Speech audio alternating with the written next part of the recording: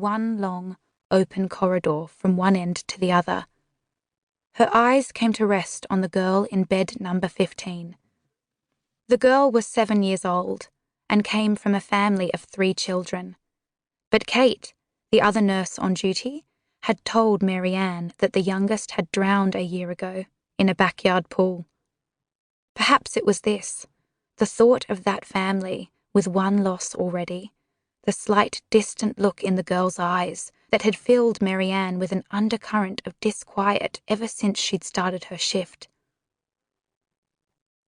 The girl had had a tonsillectomy 3 hours ago now. Her observations were normal. There was nothing Maryanne could point to, nothing at all. And yet... She returned to the girl, took her wrist in her own hand. "How are you feeling, Sally?" "Good." "Can you open your mouth for me?"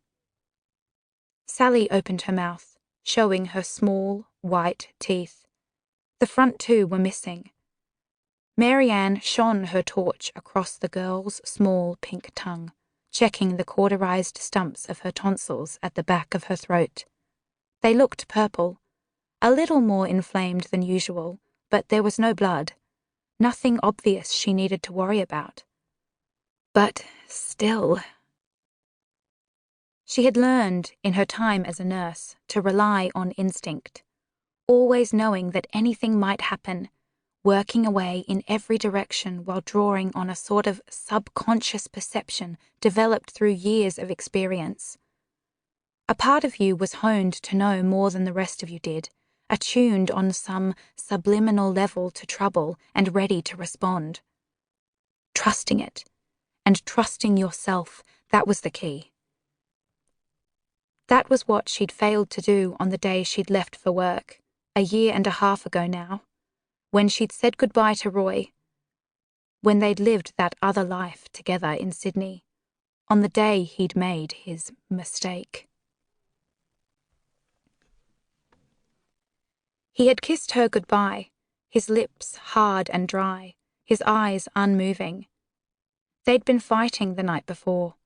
She couldn't even remember why, did not know so much the substance of the exchange that had led into their fight, only its shape, the sudden twist of words that had opened something beneath them, and there they'd been, sliding into it. He hadn't hit her that time, but he'd come close, and maybe it would have been better if he had. Her arm had been bruised where he'd held it. He'd wanted to hit her, and had somehow pulled back from the edge. They'd gone to sleep without talking, and woken up in silence, exchanging only a few scraps of talk in the morning before she had to go. There'd been that look in his eyes as they kissed, empty and dangerous, and difficult to pin down all at once. Daniel had already been awake. He'd been playing with his Lego in the living room. She'd kissed him goodbye while Roy looked on. At the door, she'd hesitated before leaving. "Why don't you drop them off at my mother's?" He shook his head. "They're my children. I can look after them." Maryanne had gone to work, and then the day had taken over. That early morning unease had almost left her until the moment, that terrible moment in the afternoon, when they had phoned her. She was leaning over the bed, holding her breath as she checked Sally's pulse. "When can I go home?" Sally asked. "Probably tomorrow."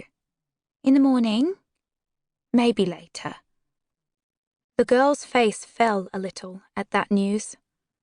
"You know," Maryanne said, "I have a son your age. I hope he's asleep right now." "I'm not sleepy," Sally answered, lifting her chin.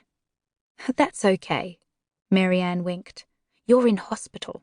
You don't have to go to sleep if you don't want to. I won't tell anyone. Let me know if you want something." "Ice cream?" A bargaining look came into the girl's eye. "And some jelly?" "I'll see if I can find some." She smiled at the girl again and went to the main desk.